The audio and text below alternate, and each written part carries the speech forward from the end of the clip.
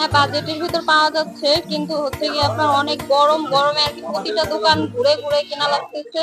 কারণ বাচ্চাদের জন্য তো আরামদায়ক পোশাক কিনতে হবে এই গরমে।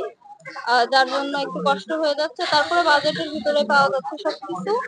দেখলাম যে গোপালগঞ্জে আসলে প্রত্যেকটা দোকানেই ভিড় কম, কেনাবেচাও কম, মানুষের চলাফেরা এবং আনাগোনাও কম। বাহিরের মালটা আপনার বেশি, যেমন পাকিস্তানি মাল চলতেছে বেশি, টপ গাউন। তারপরে সুতি মালের চাহিদাটা একটু বেশি আমাদের কাছে, যার জন্য একটু কষ্ট হয়ে যাচ্ছে। বিশেষ করে পাকিস্তানের মালের চাহিদা এবার বেশি, ইন্ডিয়ান মাল থেকে পাকিস্তানের চাহিদা বেশি, বেচা কিনা আলহামদুলিল্লাহ সামনে আরো বেশি আশা করছি। আর এবছর পাকিস্তানি ড্রেসের সবচেয়ে চাহিদা বেশি, পাকিস্তানি ড্রেসের আমদানিটাও বেশি, ইন্ডিয়ান পোশাকটা একেবারে স্লো হয়ে গেছে।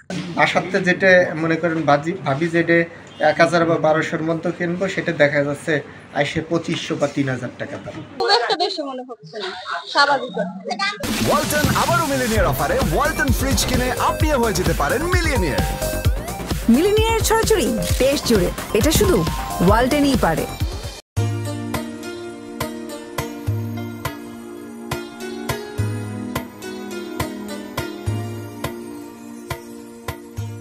বেচা কেনা রমজানের প্রথম দিকে ভালো হচ্ছিল না, কিন্তু ওই যে রমজানের এখন তো লাস্টের দিকে এখন মোটামুটি চলতেছে না, অন্যবারের থেকে বেচা কেনা অতটাও ভালো হচ্ছে না। আমাদের একটা প্রত্যাশা ছিল যে প্রতি বছরের ন্যায় এবছর একটা সেল করার।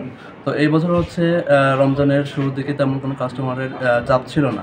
তো রমজানের শেষের দিকে কিছু কাস্টমার আসছে, তো আমাদের চাহিদা অনুযায়ী, আমাদের যে প্রত্যাশা ছিল প্রত্যাশা অনুযায়ী আমরা সেলটা করতে পারছি না, বা কাস্টমারের চাহিদা অনুযায়ী আমরা সেল করতে পারছি না। প্রত্যেকটা দ্রব্যমূল্য দাম আমাদের বাজেটের বাইরে, যার ফলশ্রুতিতে আমরা আমাদের সাধ্যের মধ্যে কোনো কিছুই কিনতে পারছি না। আমি আমার দুই ছেলের জন্য কিনেছি, আমার হাজবেন্ডের জন্য, তারপর আমার ছোট বোন আম্মুর জন্য কিনবো, আমার একটা ভাগ্নি আছে তার জন্য, মানে টোটালি সবার জন্য।